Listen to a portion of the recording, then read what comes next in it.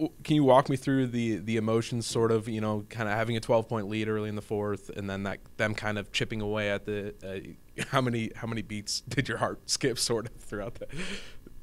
Well, I never really feel great about a lead. I think against a quality opponent and just a tough team, and they lost a lot of experience last year, but they have dynamic scoring, and we made some mistakes. We made some mistakes on the offensive end, and they capitalized in transition defense on our defense and got some quick threes, and the people that can shoot got shots and easy baskets. And I think we probably were a little fatigued and probably needed to sub a little bit differently. And it's just a game of momentum, and they got it, and we were scrambling, and we got tentative.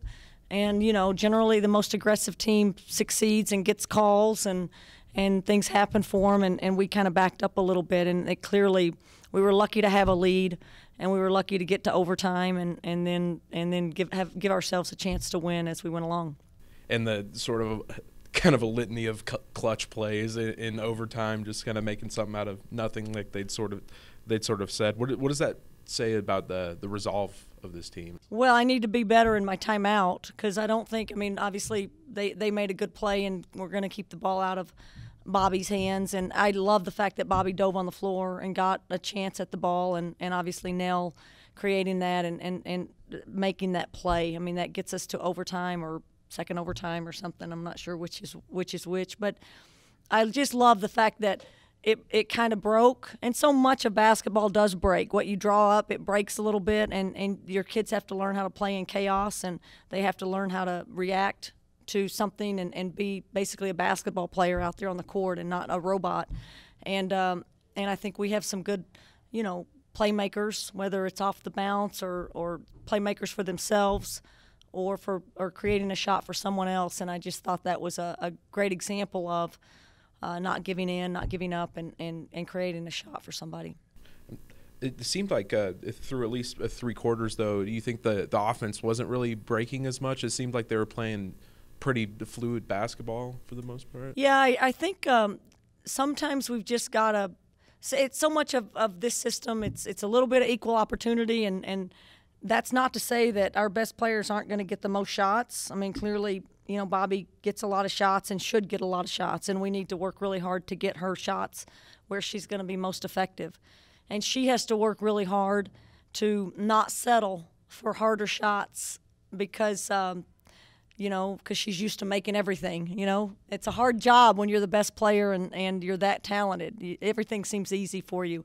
And I think teaching her and trying to grow her in those areas, I think, is real big for – if there is any more room for improvement from her, because she's pretty amazing, I think it's in those abilities to not always, to sit back and let another player make a play, because we did. Nell made some awesome plays tonight, and I think sometimes our offense, we've got to pick and choose and get Bobby in good spots, but she doesn't have to save the day every time. And I think she probably thought she had to save the day a little bit, especially when they started coming back, and we all started pressing and made some bad plays because of that, and took some bad shots because of that, had some turnovers because of that. So that is the big part, is learning how to win when it starts to get tight, and learning how to hold a lead or learning how to come back in games. And these last 2 games have given us a chance, actually all 3 of them have given us a chance to grow in how to handle ourselves in good and bad situations in a close game. And gosh, how pivotal was Maria down the stretch there? It seems like.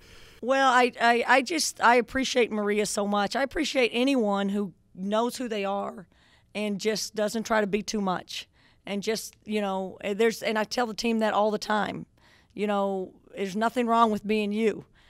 We just need the very best of you that you can be. And Maria has bought into that. She's a high IQ player, so she can really help us, things that people don't see. She keeps us in offense. She's a communicator. She talks. She's really good, high IQ, and helps us and helps the players that don't get it as easy as her. So for her to do the obvious and get 19 rebounds that everybody notices, that sheds light on not just her as a rebounder, which is amazing, and we wouldn't have won without that presence, but she's way more than just a rebounder, and she's very effective for us in what we want to be and do.